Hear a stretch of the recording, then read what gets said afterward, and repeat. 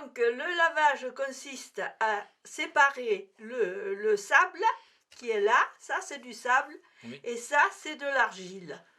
Alors le sable, je passe ça à travers un tamis très très fin. Le sable va rester sur le tamis et l'argile va être emportée avec l'eau. Voilà. Et elle va rester dans des bacs. L'argile étant plus lourde que l'eau, elle va aller au fond du bac. On retire l'eau jusqu'à ce que l'argile devienne à l'état plastique.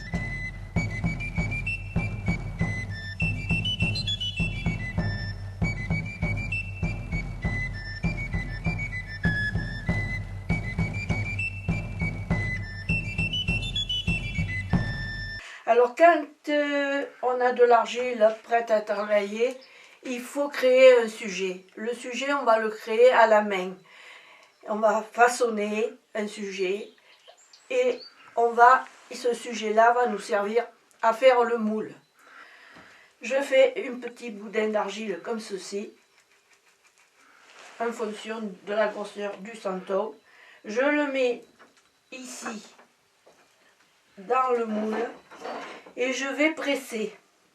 La presse, c'est tout le poids du corps qui fait aller l'argile soit d'un côté, soit de l'autre, jusqu'à ce que les deux parties soient bien jointées et les repères bien en face. Et je vais mettre la marque de la maison. Je démoule immédiatement. Voilà.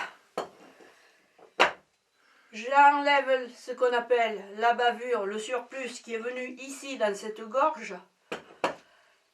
Je l'enlève grossièrement et je le mets à sécher au soleil.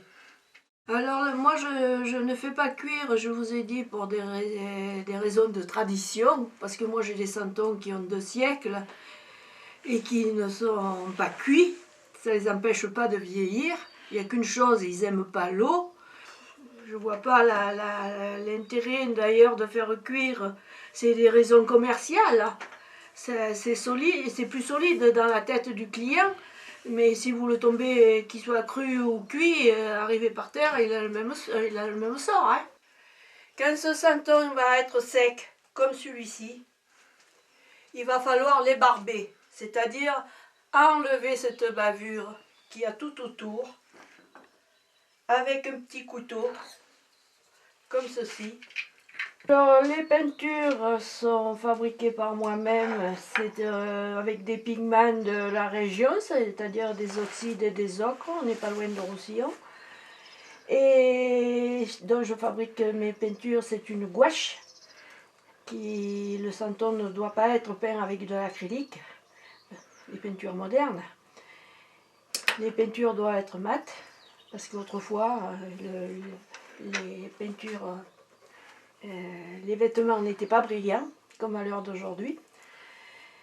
Donc, une peinture mate. Alors, les santons représentent toujours quelque chose. Ils ont tous un but, c'est d'aller voir l'enfant qui est né.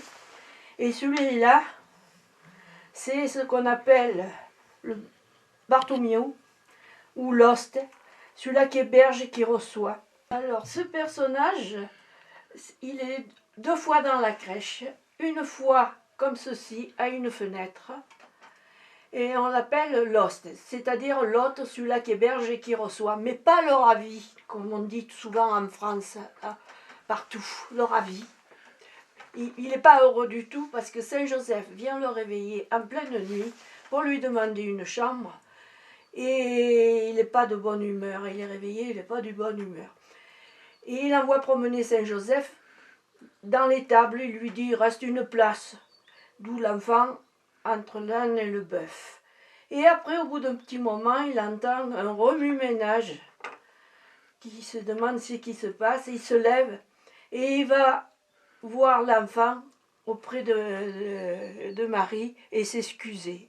Voilà, l'histoire de ce Bartholoméo, ou ce qui veut dire Barthélemy, ou l'hoste, celui-là qui héberge. Les santons sont connus depuis longtemps. Mais quelle en est leur origine? C'est très vieux, mais il est devenu populaire à la Révolution. Les églises se sont fermées et on ne pouvait plus aller voir la crèche à l'église. Donc on a fait la crèche dans la maison. C'est là qu'est né le santon populaire, fait par des bergers qui avaient la matière première, l'argile, et tout en gardant leurs moutons, ils ont façonné des petits personnages. Voilà, donc je suis devenue santonnière, mot que je n'aime pas, je préfère le mot santonnier, parce que mon père l'était avant moi. Mon père est venu ici en 1929 et il a commencé à faire des santons déjà avant, mais par nécessité, parce que mon père était agriculteur et ici dans nos montagnes, l'agriculture ne nourrissait plus son homme. Alors il a fait des santons, un peu les deux, ça lui a permis de vivre. Et moi j'ai commencé à l'âge de 8 ans. Quand je suis née, j'ai tombé dans le bac d'argile. Il y a 3 sortes de personnages dans la crèche. Il y a ce qu'on appelle les bibliques, et puis il y a ceux de tradition provençale. Celui-là, entre autres, le Bartholomew, le tambourinaire, le meunier, les bergers, le maire, tout ça.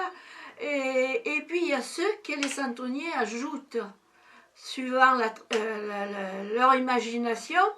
Et c'est ce qui fait le typique de chaque santonnier, parce que chez moi, vous allez trouver un santon que vous ne trouverez pas chez mes confrères, parce que, et vice-versa. Chacun a des idées de fabrication. Voilà.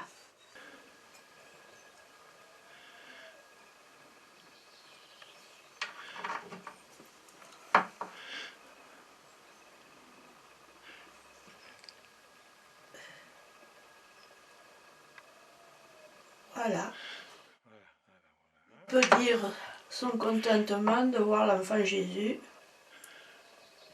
Et comme je vous ai expliqué l'autre fois, il va s'excuser auprès de Marie d'avoir été un grossier personnage.